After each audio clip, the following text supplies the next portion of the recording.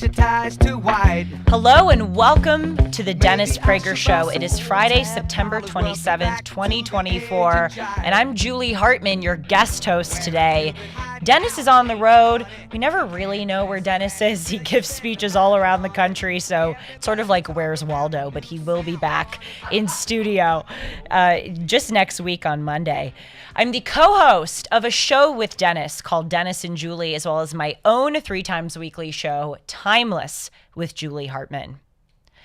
We have such a special opening to this hour.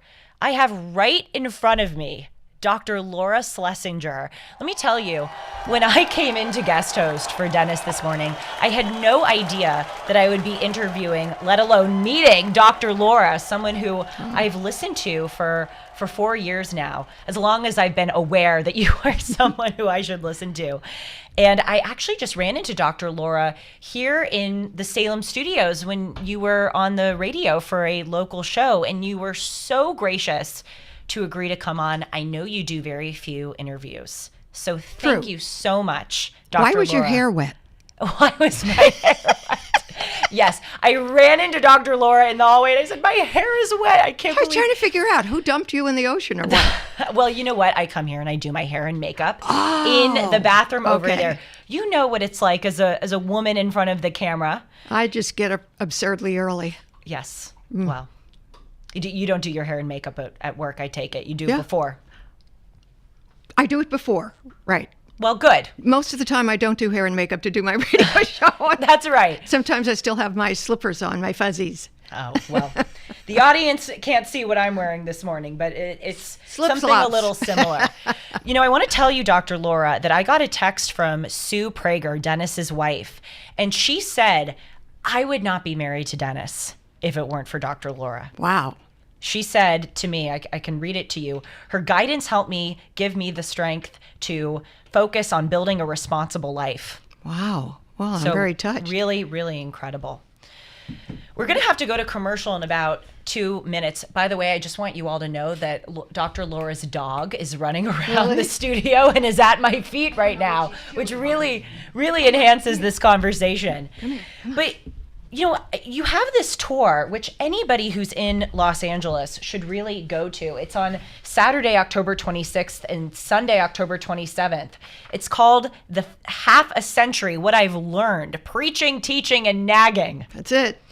Let's go to the start of your career. I know that it happened. Total Coincidence. accident. I never had any notion of being on radio. I was a New Yorker. And hey, we turn on the radio because we want to know the weather. Can we go to the beach? That's all we want to know in New York. So when I came out here, my mother said, you have to listen to these shows, talk shows. Didn't hear anything like that in New York. So I was listening and I called in on one on KABC because they had a question of the day. So I was just visiting my parents and I thought it'd be fun to call in. And I did. And the topic of the day was, would you rather be widowed or divorced? Oh, wow. So people were calling and it was funny. Okay. And so I called in and I said, oh, definitely, there's no question about it. Definitely widowed because people bring you food. And then after 20 minutes, which normally it was like 2 minute, you'd stay on with the host. 20 minutes later, they have to go into commercial break. So he said, don't hang up. The producer gets on, don't hang up. The host wants to talk to you. Well, don't hang up, any of you. Don't hang up either. Don't hang up. We'll be back in just a few moments with Dr. Laura. How about a pair of pink sidewinders and a bright orange pair of pants? Well, you could really be a Beau Brummel, baby, if you just give it half a chance. Julie Hartman here, sitting in for Dennis Prager. We have Dr. Laura Schlessinger right here in studio, the surprise of all surprises. You're one of the 3 people in the world who says my name correctly. Really? Well, I'm very proud of that. Shows I've been listening to Thank you. And people, if you're in Los Angeles, you have to come to this event. I will be there on the second night. It's Saturday, October 26th and Sunday, October 27th.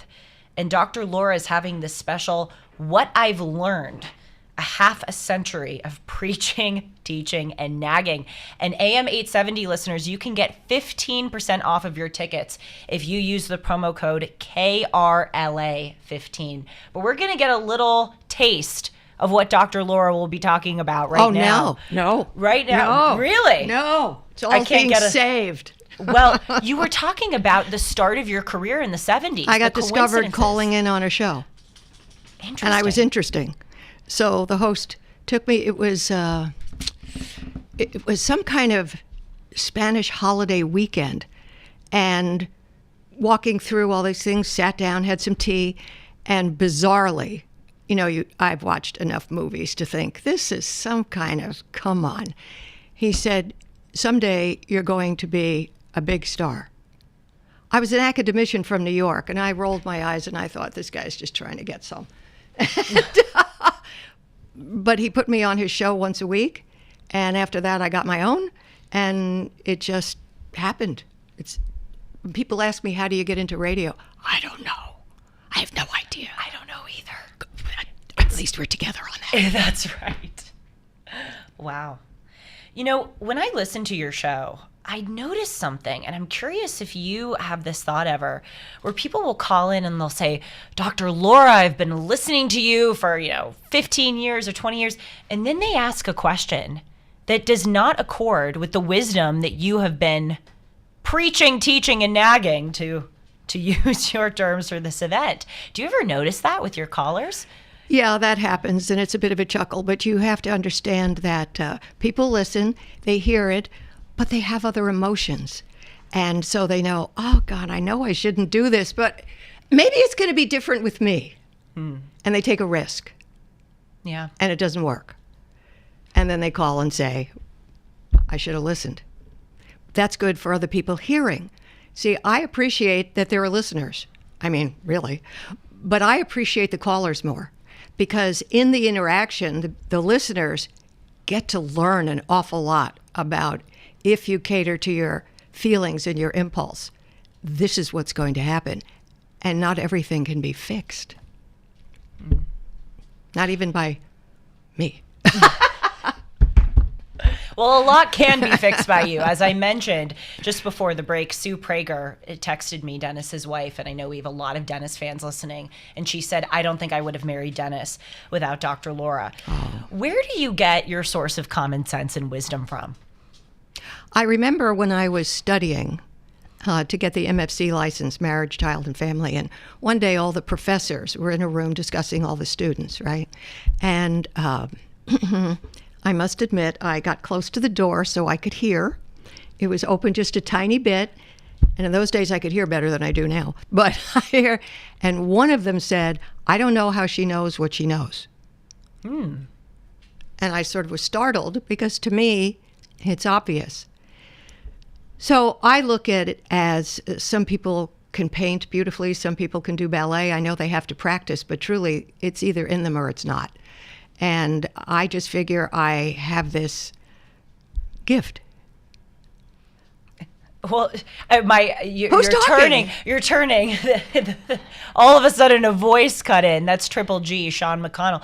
He said, "Do New Yorkers just make better radio hosts?" No.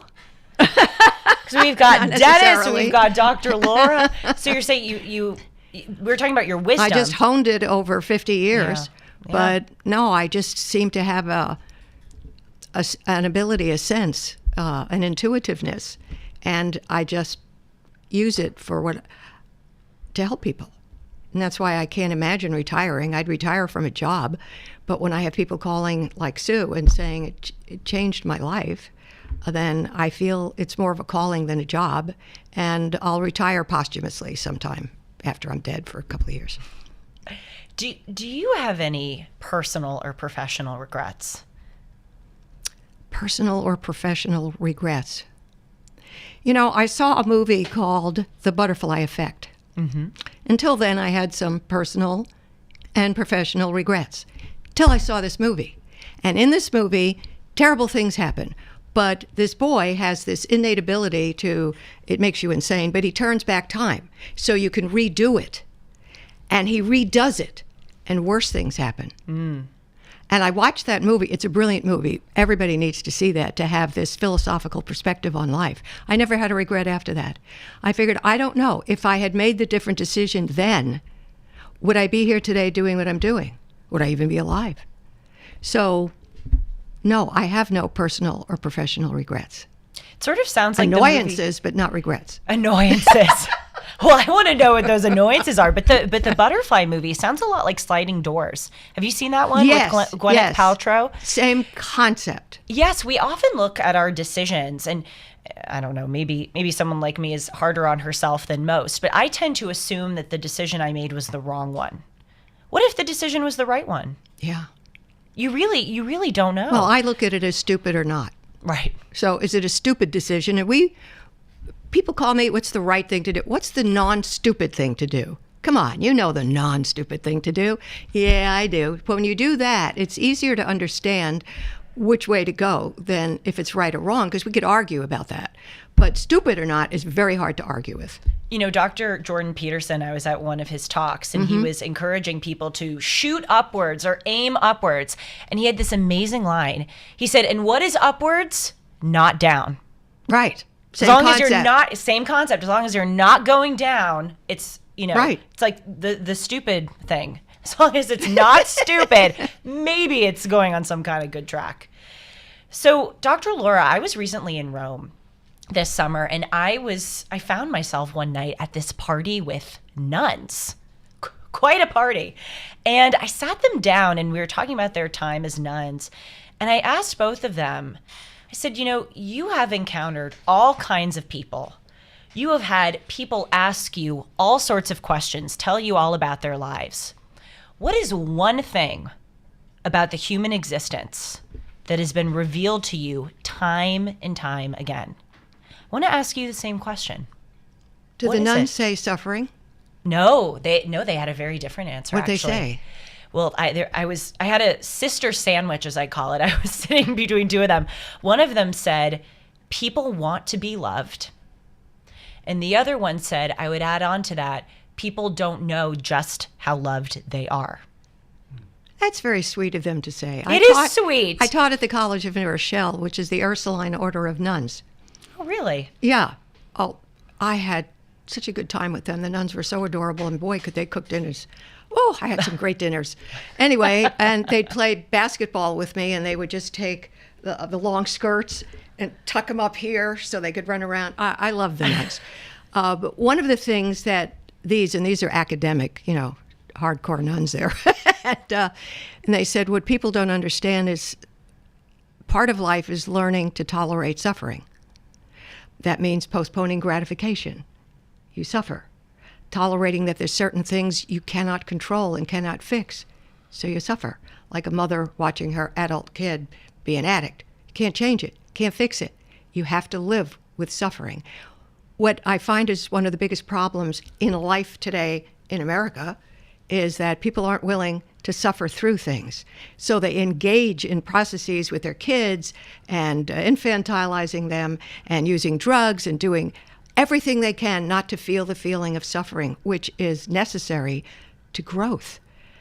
And people don't get that. And I think since the 60s, you were just supposed to take drugs and be happy. Nobody became happy that way. We have to tolerate that a certain amount of life is pain, and we get through it.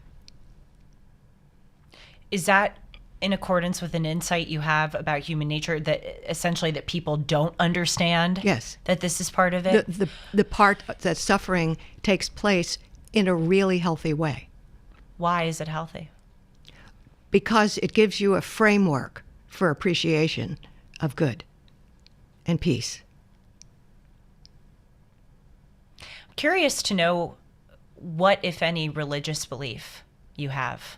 I don't talk about my personal politics or religion on the air because my position is to help everybody who calls. So I don't take a position. I deal with the caller's position. We'll be back with Dr. Laura in just a few moments. If you have a call or a question, please do call in 1-8-PRAGER-776, 1-8-PRAGER-776, and perhaps we can read it on the air if Dr. Laura approves of the question. No, you have to approve, Julie. We can both approve of it. Co-approval. We'll be back in just a few moments. I'm Julie Hartman, sitting in for Dennis. Don't you know about the new fashion, honey? All you need are looks and a whole lot of money. It's the next phase, new wave, dance craze. Anyways, it's still rock and roll to me. Julie Hartman here, sitting in for Dennis. I'm so honored to be joined by Dr. Laura Schlessinger, and you have to come if you're in Los Angeles to this. No. We have people are coming right now from 37 states of the union. Even if you're not in Los Angeles, you gotta come from any state in the union or any country in the world. This is a special called What I've Learned, Half a Century of Preaching, Teaching, and Nagging. It's on Saturday, October 26th and Sunday, October 27th. Yours truly will be there. At the Alex Theater in The Glendale. Alex Theater, and if you use the promo code KRLA15, you can get 15% off your tickets. Please come. It will be a total blast. It is going to be a blast, especially how I got on the stage. Not telling anybody. Oh, now I'm intrigued. I'm just teasing. Do you have a call or an interaction with someone that really sticks out to you? Yes. It gets me. I can't believe it was so many years ago, and it still touches me. This woman called, and I was on KFI, and it was just before the hour. And, at the top of the hour, the computer shuts you off. Doesn't care what you're doing. So, but I took the call, and she's 36, and she got pregnant. And no, the guy is not interested. He had an orgasm. He didn't want to be a dad. So she's going to get an abortion. And I said, well, how about we do an adoption? And she said, oh, no, that would be too upsetting. I was on radio, so you couldn't see my face and my nails digging into the table. And I said, so let me understand this. I remember this vividly. It would be hard for you to wave goodbye, but easy to kill it. Computer cut me off. That was it. I didn't have a chance to see what she was going to say or to fix it if I had been a little too tough or anything. And I remember sitting there with my eyes just huge because it was more in the beginning of my career, thunderstruck at that moment. Got a ton of mail. I can't believe you said that. It made me think. It was positive mail. Wow. So that one interaction, which still makes me upset, that one interaction impacted probably some handful of kids didn't die because of that. Few people hear that part of the story. I No. know people who, not many, thankfully, but I know people who've gotten abortions and they were only focused on the effect that it would have on their future. And it's like they completely didn't realize that the act itself would have any kind of consequence. It's interesting. Planned Parenthood, which is really Planned Non-Parenthood, they will not show sonograms of the baby before they suck it into a sink. Right. That's so right. They don't see the baby. And they don't want to do that because I think there would be a lot less abortions if women saw it's a little person. It's like a puppy becomes a dog, this becomes a human. Same thing. I'm 24 years old, and Dennis and I on our show talk about the problems of modern dating, where there are very few masculine men. There are few people who actually want to date. There's a lot of hookup culture.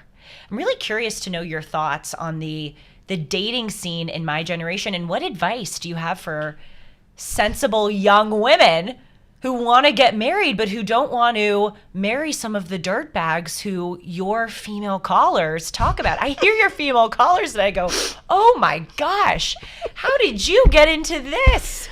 Look, you're 24 looking for an alpha male. I'm 77 looking for an alpha male. Good luck to both of us. You did mention on your show last week, though, that you were seeing someone, didn't you? No, I met someone who was really terrific, but I don't do long distance because, Okay. I want to call up and say, can you get here in 5 minutes? I need a hug and an ice cream. And no, it'll think take he'd me move 5 for you, hours to get Dr. there Laura. by plane. I think he'd move for you. If he's a great guy, He really is. then why not? Because I'm not moving to... We'll let him move to you. Well, he has a life too, Same reason I don't want to give up my things. He didn't want to give up his, and I understand it. Doesn't make him a bad person. I don't feel rejected. It's just real life. I like to find somebody within 60 seconds of driving. Well, I don't mean to press you on this if you don't want to talk about your personal life, but it's so important as you discussed to find a great partner. And if this guy's a great guy, why wouldn't you move? You can do your show from anywhere. I mean, he should move to you first because and foremost, I have a whole complicated, lovable life, and I don't want to give up all the friends and the That's activities, and he doesn't either, and I don't fault either one of us for that. That's fair. I mean, we just met each other. I'm not about to uproot. I'm not about to uproot my life at all. That's why you got to get somebody who lives close. So what advice do you have for someone who's 24? None. Really? Okay. Well, and on that note, this is Dr. Laura. Come to the teaching, preaching, and nagging event. Thank you. Okay. Come on. Nothing? I mean, anything about dating, marriage? When do you think is the time when you should really... Well, you're a bit different. Kick yourself Your if you're not average married. 24-year-old woman is nowhere near wise enough, experienced enough to make a decision that will impact the rest of her life. You are a bit of an exception. I think you're kind of ready now, which I don't think I've ever said that to anybody under 30 years. You're not ready, forget it. I don't know. Good luck. I don't know in this day and age. I really don't. Why do you think so many women... Feminist movement. Yeah. Emasculated She doesn't even men. need to know the rest of the question. National Organization of I don't know what kind of women is what I always call them, because the thrust is that men are the evil empire and they have enslaved us, and sex is slavery, marriage is slavery, just all this dumb stuff. Because bottom line, I want to hold somebody's hand and look up at him with fluttery eyelashes in spite of how smart and accomplished and everything else I am. I want that. They wanted to deny it, and so they had to get rid of the men, make them all bad. So I think we should uproot that understanding in ourselves. Really. I want women to all read Christina Hoff Sommers' Who Stole Feminism. If you haven't read that, you need to read it. I have not. Speaking of your books, Dr. Laura has 13 best-selling books, including The Proper Care and Feeding of Husbands. My bestseller. Your titles are hilarious. Thank you. And so are you. It's such an honor to have you on. Again, I know Thank you you. do very little interviews, so thank you so much for your time. It's my pleasure to be with. You're a terrific broadcaster. I'm happy to be here. You asked very interesting questions. I like it. Well, I so appreciate that, and I respect that you don't want to talk so much about your personal life, but if there's any time you want to come on and share any tidbit, I know you do If I get sailing. a good guy, yes, I race a 40-foot sailboat. That is not something I would expect Dr. Laura to do. I'm the driver. So you see this little female, the helm, the wheel comes up to about my chin. I'm tearing. Well, maybe you can sail to that guy, or that guy can sail to you. Okay. All right, you got that. Dr. Laura, it's been a pleasure. My pleasure is mine. Thank you. We'll be back in just a few moments.